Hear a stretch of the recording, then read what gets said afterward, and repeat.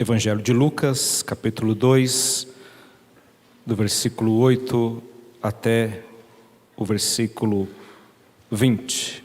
Nós estamos vivendo os dias que antecedem o Natal, é o tempo do Advento, e como igreja nós devemos nos preparar para esse tempo.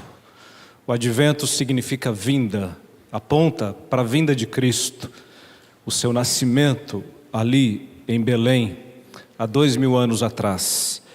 E aponta também para o Cristo que virá, porque o Jesus que veio a este mundo, ele cumpriu o seu ministério, morreu na cruz, ressuscitou, subiu aos céus e voltará para buscar a sua igreja. Então esse tempo do Natal para nós tem todo esse significado. Nós olhamos para trás e olhamos para frente também, para que a igreja possa estar compartilhando desse tempo e se preparando. Temos colocado alguns devocionais do John Piper, e eu recomendo você que acompanhe. Desde o dia 1º de dezembro tem sido publicado no YouTube, no grupo da nossa igreja, na página da nossa igreja, essas mensagens, até o dia 25, mensagens curtas, que você pode ouvir e compartilhar com outros irmãos. Também foi disponibilizado o material da APMT, que é a agência de missões da nossa igreja, para que seja feito o trabalho com as crianças, também preparando para a chegada do Natal. Eu recomendo aos pais que procure esse material. Se você não recebeu no grupo, ele está no site da nossa igreja também. Você pode baixar pelo site ou pelo aplicativo, se você já tem o aplicativo da igreja. E como já foi dito aqui, nesses 3 domingos nós estaremos pregando sobre o tema Natal é tempo, tempo de paz, tempo de alegria, tempo de esperança. Há muitas lições que o Natal nos ensina, mas nós queremos destacar aí essas 3 para o ano de 2021. Paz, alegria e esperança. Iniciando hoje falando sobre Natal, tempo de paz. A palavra do Senhor diz assim, no Evangelho de Lucas, capítulo 2.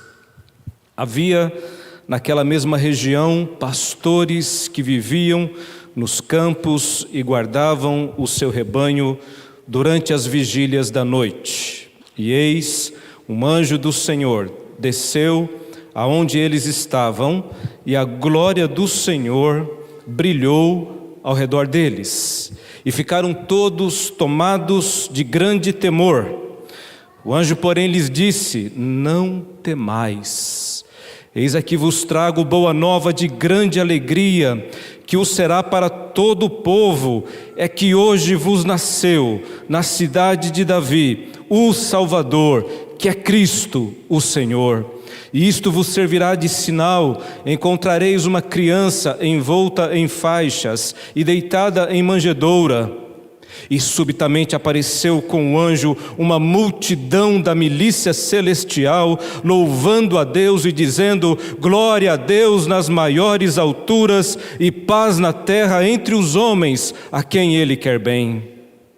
E ausentando-se deles os anjos para o céu, diziam os pastores uns aos outros: vamos até Belém e vejamos os acontecimentos que o Senhor nos deu a conhecer. Foram apressadamente e acharam Maria e José e a criança deitada na manjedoura. E vendo-o, divulgaram o que lhes tinha sido dito a respeito deste menino. Todos os que ouviram se admiraram das coisas referidas pelos pastores. Maria, porém, guardava todas estas palavras, meditando-as no coração. Voltaram então os pastores, glorificando e louvando a Deus por tudo o que tinham ouvido e visto, como lhes fora anunciado. Amém. Que Deus abençoe a leitura e a exposição da sua palavra. Guerra é sinônimo de perda. Guerra é sinônimo de sofrimento. Guerra é sinônimo de dor. Na guerra, centenas, milhares de vidas são perdidas. O sofrimento fica por parte daqueles que, com a angústia dolorosa no coração, por alguém que partiu em meio à guerra, por filhos que nunca poderão ser velados, irmãos, amigos em igual situação. A guerra, ela se apodera de tudo aquilo que nós mais amamos e nos transforma de tal maneira, de forma que quem passa pela guerra nunca mais é o mesmo. Talvez a raiva, o ódio, o horror tome o coração de muitos. Mas desta invenção tão hedionda e depravada da humanidade que é a guerra, poderíamos esperar coisa melhor do que o desespero, a dor e o terror? Talvez nós nos perguntamos, mas a troco do que se faz uma guerra? Expandir um império? Subjugar uma nação? Obter matérias-primas para produzir mais, vender mais, lucrar mais? Sim, talvez a ganância do homem o leva a transcender limites, os quais ele mesmo desconhece. Matar o seu semelhante, alguém que como ele tem família, tem sonhos, tem aspirações. Na guerra não se tem piedade, não se tem misericórdia. A guerra leva tudo, destrói tudo, abala o mundo. Talvez a guerra, meus irmãos, seja inevitável. Talvez a violência seja algo inerente, próprio do ser humano nesta temporária existência. Talvez nós estejamos fadados a nos autodestruir como sociedade, como povo, como nação. E a pergunta que fica é: em um mundo marcado por guerras, seria possível a paz?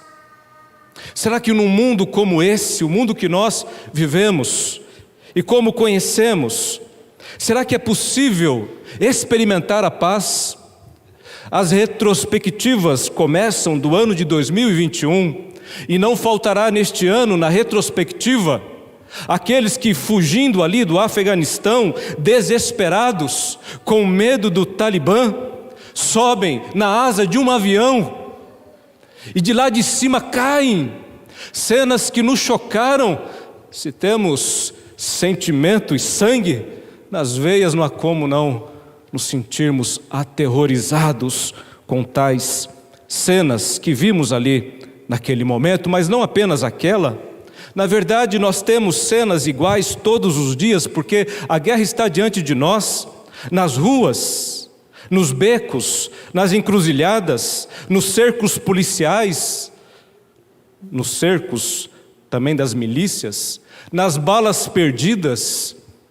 A guerra está diante de nós o tempo todo, e talvez a guerra urbana que acontece quase que de maneira que nós não conseguimos enxergá-la, mas ela está presente, acaba vitimando, talvez até mais do que essas outras guerras, às quais nós tomamos tanta atenção. A pergunta é: em um mundo marcado por guerras, será possível paz? Meus queridos, a história conta que no Natal de 1914 aconteceu algo no mínimo interessante. Primeira Guerra Mundial, entre as trincheiras onde estavam ali combatendo os soldados ingleses e alemães, naquele período ali, que era o período de Natal, houve uma paralisação da guerra, houve uma trégua. Isso não foi decretado de maneira oficial, mas sim os próprios soldados que resolveram dar essa trégua. Soldados alemães decoraram as suas trincheiras com motivos natalinos, entoaram cantigas alemãs utilizadas para celebrar aquela data e passaram a comemorar com os soldados ingleses. Diz a história, meus irmãos, que houve 6 dias de um cessar-fogo e até mesmo foi disputada ali uma partida de futebol. Queridos, que coisa interessante, em meio a uma guerra, onde exércitos inimigos estão se matando, se autodestruindo, houve uma paralisação exatamente neste período, no dia 24 de dezembro, para uma trégua de Natal. Alguém já escreveu: a guerra é um lugar onde os jovens que não se conhecem e não se odeiam se matam entre si, por decisão de velhos que se conhecem e se odeiam, mas não se matam. Uma coisa é certa: no mais profundo do coração do ser humano existe uma busca por paz. O homem deseja viver em paz. E eu posso afirmar para você nesta noite que Natal é um tempo de paz. O texto que nós lemos, meus irmãos, e eu quero destacar aqui o versículo 14, a canção da multidão da milícia celeste: glória a Deus nas maiores alturas e paz na terra entre os homens a quem Ele quer bem. Lucas, narrando a respeito dos acontecimentos do Natal, que tem a ver com o nascimento de Jesus Cristo, ele narra para nós este momento em que os pastores estão ali e recebem essa visita dos anjos. E nesta mensagem angelical, meus irmãos, a palavra de Deus é: glória a Deus nas maiores alturas. Deus seja glorificado. O Natal glorifica a Deus. E o desejo de Deus no Natal é que haja paz na terra. Nos céus, glória a Deus, e na terra, paz. Deus quer paz entre os homens.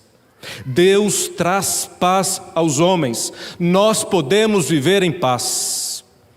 Eu quero, dentro desse texto e desse tema, deixar 3 lições com você aqui nesta noite. Natal é tempo de paz. Por quê? Em primeiro lugar, Deus é a nossa paz. Deus é a nossa paz. Meus irmãos, a paz define Deus. A criança que nasceu em Belém é o Deus encarnado. A criança que nasceu em Belém, o Cristo, é paz. É a personificação da paz. Os seus atributos, todos eles, dizem quem Ele é, e entre esses atributos está este: o nosso Deus é o Deus da paz. O apóstolo Paulo vai dizer isso, escrevendo aos Romanos, no capítulo 15, versículo 33, na sua saudação, ele diz assim: e o Deus da paz seja com todos vós. Paulo, escrevendo aos Efésios, ele diz a respeito do Cristo encarnado, porque Ele é a nossa paz, o qual de ambos fez um, e tendo derribado a parede da separação que estava no meio, a inimizade. Ele é a nossa paz. Paulo, escrevendo aos Coríntios, diz que Deus não é um Deus de confusão, mas um Deus de paz.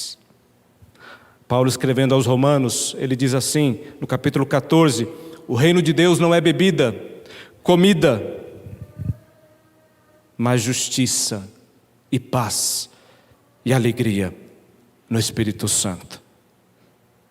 Deus é paz. Natal é tempo de paz, meus irmãos, porque aquele que nasceu em Belém se define como o Deus da paz.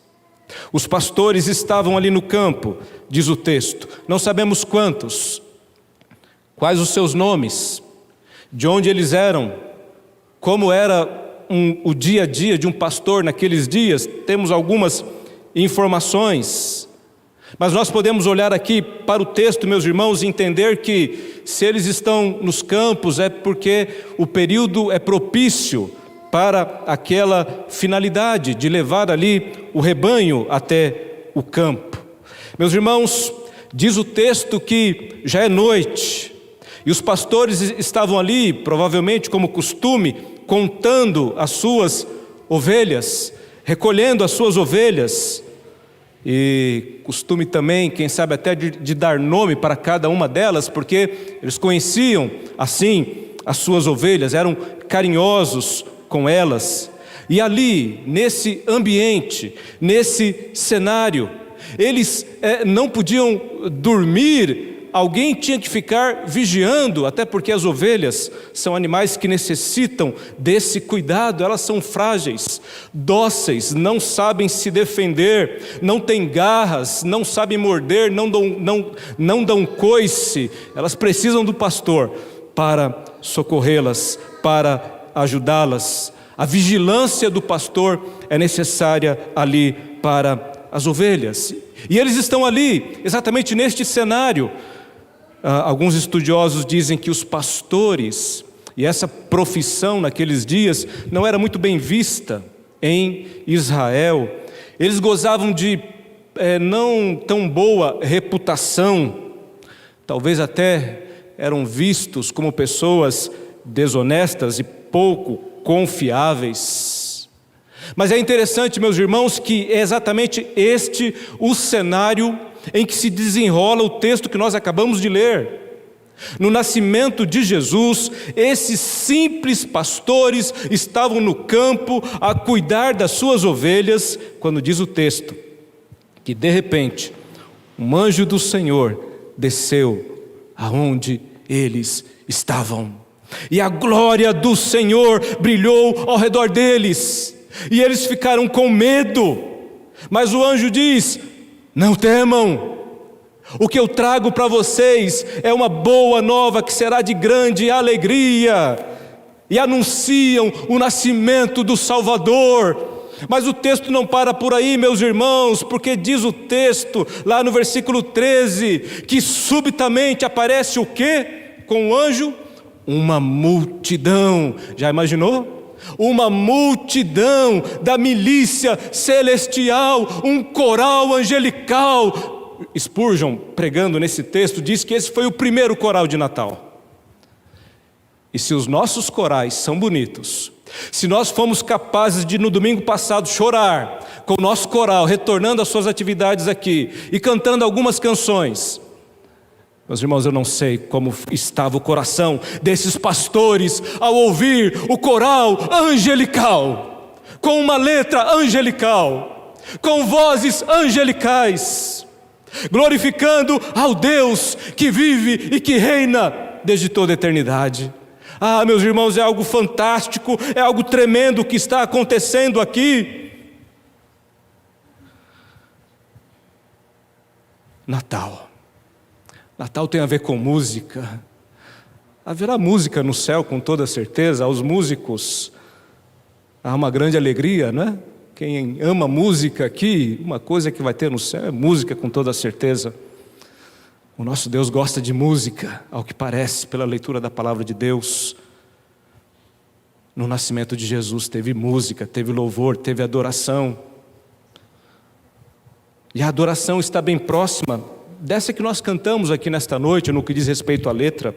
O hino tradicional de Natal que nós cantamos aqui, não tem como passar o Natal sem cantar ou sem ouvir Noite de Paz.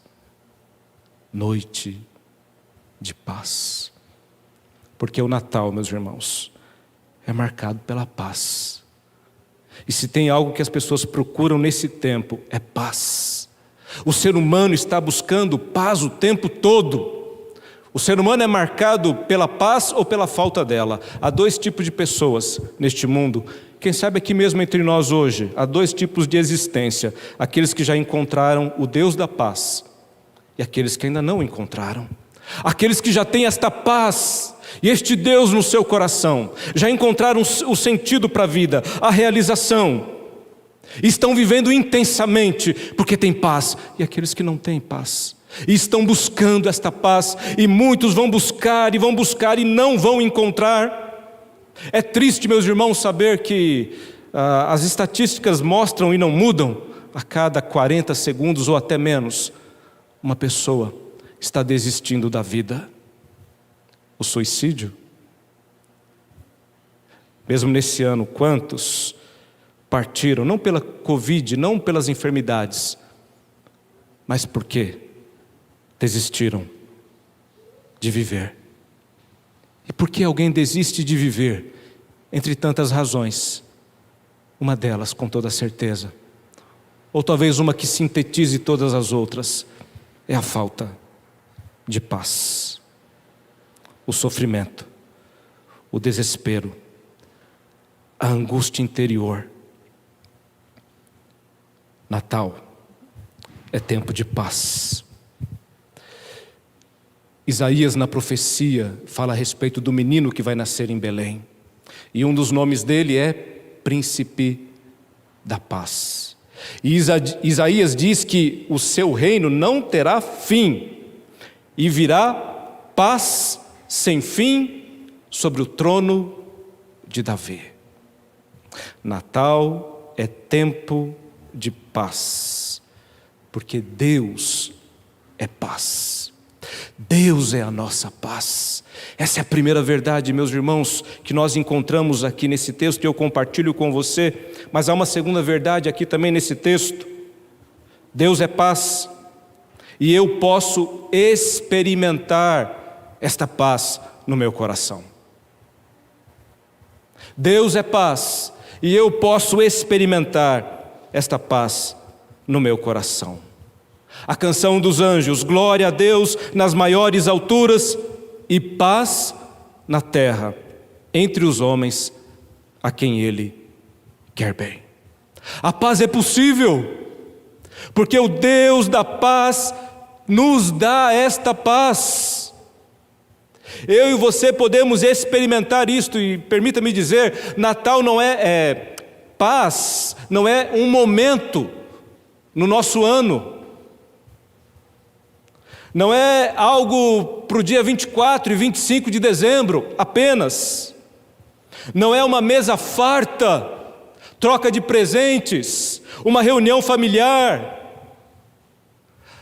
Paz da qual nós estamos falando não é apenas isso, porque paz para nós não é um momento no ano. Paz para nós, meus irmãos, tem a ver com a nossa existência, com aquilo que nós recebemos, com aquilo que vive e mora dentro de nós. Não é a pax romana, temporária, falha.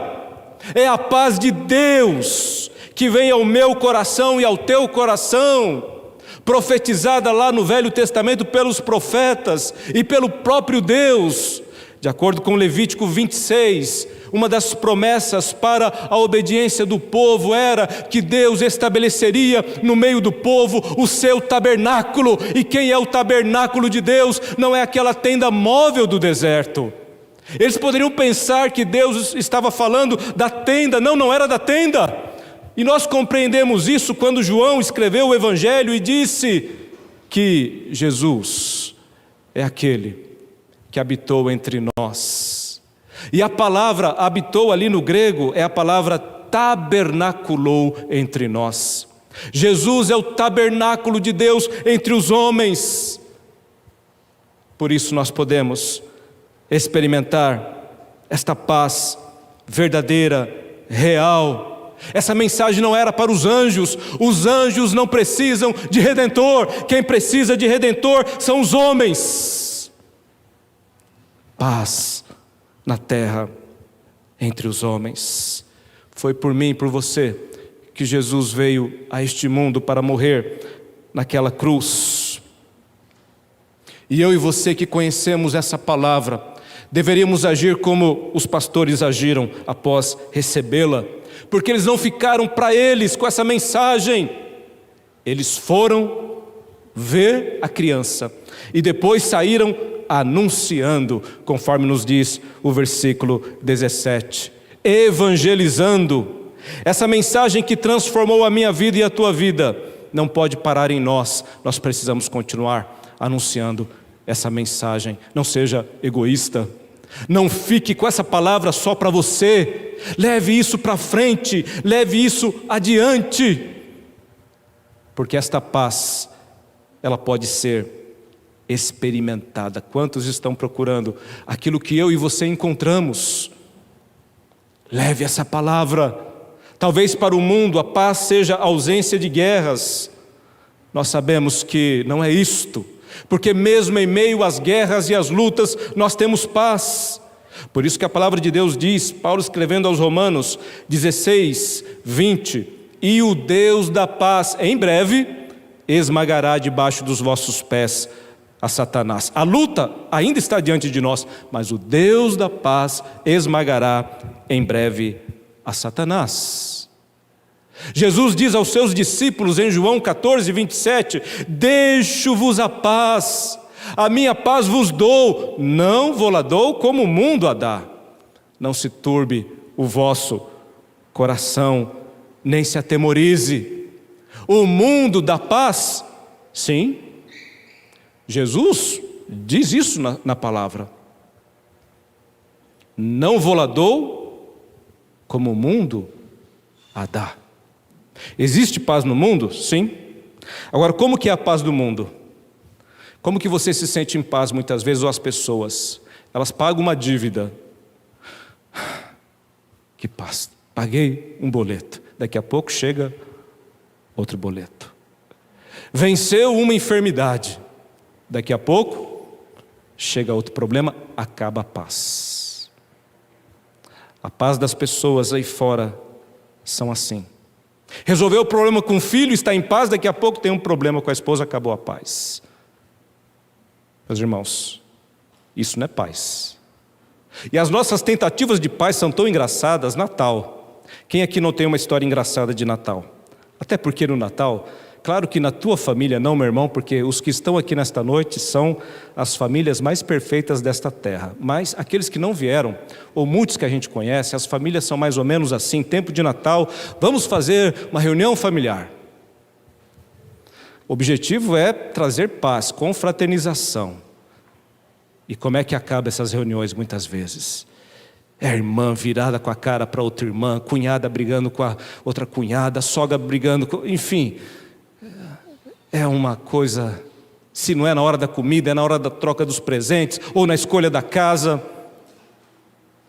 Sempre tem alguém que tem um espírito ali meio perturbador, mesmo quando tudo está caminhando para a paz. Não é assim?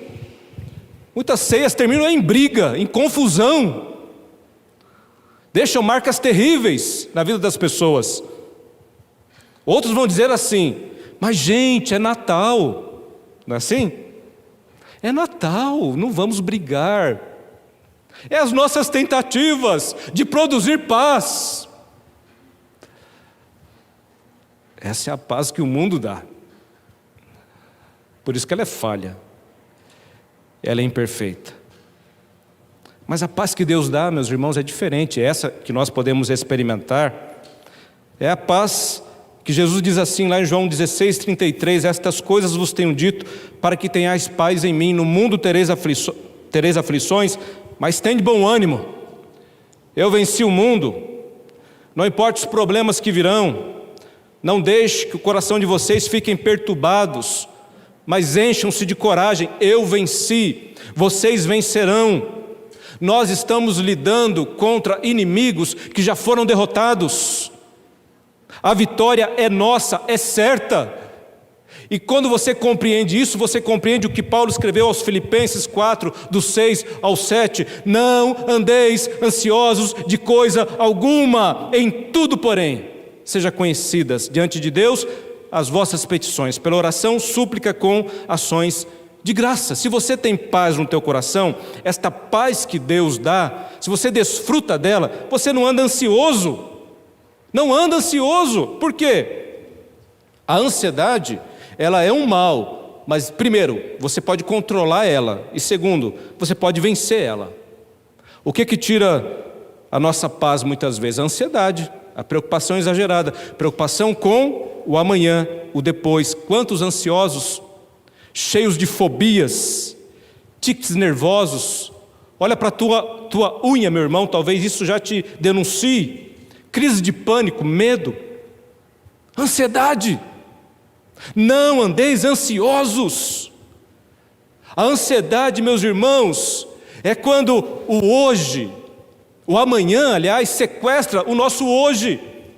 Eu estou vivendo o amanhã hoje e não tem como, porque o amanhã ainda não veio. Eu posso viver o hoje, mas quando eu estou ansioso, eu estou vivendo o amanhã e eu não tenho paz no meu coração.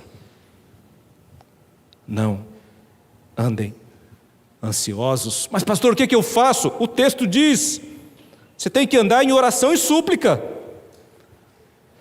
Coloca diante de Deus os teus problemas, as tuas lutas, as tuas dificuldades. Oração e súplica. Oração é o quê? Falar com Deus. Você tem falado com Deus? Não é apenas súplica. Tem gente que só fala com Deus para suplicar, para pedir. Imagine você chegar na casa do teu amigo ou ligar para ele toda semana ou todo dia. Ô amigo, eu estou precisando de um dinheiro. Ô amigo, eu estou precisando de uma ajuda. Ô amigo, eu estou precisando de um favor. Ô amigo, eu estou precisando disso. Ô amigo, eu estou precisando daquilo outro. Todas as vezes que você liga para ele, todas as vezes que você vai na casa dele, você chega com um pedido. Faz algo por mim. Eu estou precisando disso, eu estou precisando daquilo. O que você faria com um amigo desse? Aliás, será que esse alguém é teu amigo? Esse talvez seja você, nas suas orações, com o teu amigo. Você não conversa com ele. Até mesmo quando a gente fala, vamos adorar ao Senhor, a gente começa a pedir. Para de pedir. Tira um tempo para adorar, para conversar. É oração e súplica. E aí o que Paulo diz nesse mesmo texto? E a paz que excede todo entendimento. Você quer essa paz na tua vida, meu irmão? Não ande ansioso. Apresente a Deus os seus pedidos. Ore a Ele, ande na presença dEle. E essa paz vai invadir o teu coração. Sabe por quê? Porque Deus é a nossa paz, em primeiro lugar. Em segundo lugar, porque eu posso experimentar esta paz no meu coração. É possível eu viver em paz. Neste mundo de guerra e de lutas e de sofrimento, eu posso experimentar esta paz. E esta paz não é uma fuga do mundo, da realidade, não. Mas é em meio a todas as lutas, triunfar e ser mais do que vencedor, como a palavra de Deus assim afirma que nós somos. Por último, terceira lição. Além de sabermos que Deus é a nossa paz, de que eu posso experimentar esta paz no meu coração, aqui o terceiro ponto é um desafio para mim e para você. Nós somos promotores da paz. Natal é tempo de paz. Deus é paz. Eu experimentei esta paz no meu coração. E agora eu sou o quê? Um promotor da paz. Olha que coisa linda. Meu irmão, vou perguntar, quem é você? Quem é você? Aonde você chega? Chega o quê? A confusão, a briga, a encrenca? Ou chega a paz? O que você está promovendo? O que você está semeando? Na sua casa, no seu trabalho, na escola, na igreja? Você é um pacificador? Aqueles que seguem e que têm o Deus da paz no coração são pessoas pacificadoras. Não tem como. Meus irmãos, pacificador é alguém que é pacífico, alguém que já recebeu essa paz no coração. e alguém que vai viver isso, essa realidade. Moody, comentando no Sermão do Monte, falando a respeito da bem-aventurança, bem-aventurados os pacificadores, ele diz que o pacificador é uma pessoa que não se contenta apenas em deixar em paz os contenciosos, e nem o seu interesse é apenas manter a sua paz, mas é um homem ou uma mulher que deseja paz e está disposto a fazer tudo quanto for necessário para que essa paz seja instaurada e mantida. Eu disse tudo. E ele diz mais ainda: o pacificador só tem um objetivo na sua vida: a glória de Deus. Não cabe ao cristão discurso de ódio. O nosso discurso é discurso de paz. Meus irmãos, Paulo, escrevendo aos Gálatas, diz que as obras da carne são hostilidade, discórdia, acesso de raiva, dissensão, divisão e outros pecados semelhantes. Mas aos cristãos, Paulo diz: seja a paz de Cristo o árbitro em vosso coração. Quem apita o jogo é a paz. Jesus, aos discípulos, nas suas aparições, depois da ressurreição, a sua palavra é: paz seja convosco. Aos que ele enviou na missão, eles deveriam chegar nas casas e dizer exatamente isso também: Shalom, paz seja sobre esta casa, paz seja sobre esta cidade. Meus irmãos, nós vivemos tempo em que nós precisamos, como nunca, de paz. As polarizações desse tempo, meus irmãos, causaram divisões na igreja. Conheço gente que saiu da igreja, sabe por quê? Porque brigou com outro irmão, por conta de política. Conheço irmãos que saíram da igreja, sabe por quê? Porque o pastor começou a falar muito sobre política, e ele não concordava com o pastor. Meus irmãos, nós somos promotores da paz. Nós não podemos entrar nesse jogo do diabo, porque ele é do diabo, para dividir, para ferir, para machucar, para destruir. Então tome cuidado, meu irmão. Você é um promotor da paz. Isso não significa que você vai aceitar o erro, não. Contra o erro nós temos que nos levantar. E se for necessário guerra, declararemos guerra contra o erro. Sim. Mas será que as nossas guerras têm sido de fato contra o erro?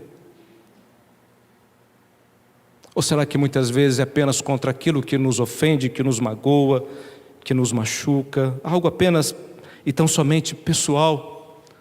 Não conseguimos olhar num universo um pouco maior e deixamos de ser promotores da paz, lembrando que para alcançar as pessoas, muitas vezes precisaremos entender o que Jesus disse: andar uma segunda milha, dar a face para um segundo tapa. E talvez, entendendo o que Pedro disse também quando escreveu a sua carta, e Paulo também fala isso aos Romanos: não pagando mal por mal ou injúria por injúria, antes pelo contrário, bem dizendo, pois para isto mesmo fostes chamados, a fim de receberdes bênção por herança. Pois quem quer amar a vida e ver dias felizes, refreie a língua do mal e evite que os lábios falem dolosamente. Aparte-se do mal, pratique o que é bom, busque a paz e empenha-te por alcançá-la. Fazer guerra é fácil. Agora, fazer paz não é tão simples assim. Mas eu e você estamos diante do desafio da paz. Somos promotores da paz. Então você aprendeu nesta noite que Natal é tempo de paz porque Deus é a nossa paz. Porque eu posso experimentar esta paz no meu coração. E tendo experimentado agora, eu sou um promotor da paz. Sabe aquela trégua de Natal que houve lá em 1914 na guerra? 6 dias, e exatamente ali no dia 24 e dia 25, o exército parou de lutar e de brigar. Pois bem, aquela paz foi temporária. Passado o dia 26, a guerra retornou. Passado aqueles fatos, os governantes começaram a colocar outra situação. Agora, se acontecesse guerra nesse tempo, os ataques se intensificariam, para que esse sentimento de paz não tomasse conta do coração das pessoas. Pelo contrário, o sentimento de ódio. E assim continuou a humanidade. Mas eu sei que haverá um dia em que as armas serão baixadas definitivamente.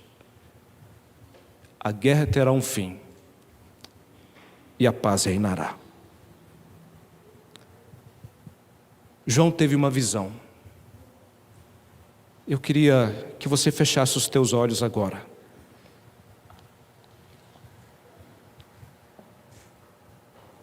O que João viu? Talvez você possa, com teu coração, contemplar. Vi novo céu e nova terra, pois o primeiro céu e a primeira terra passaram, e o mar já não existe.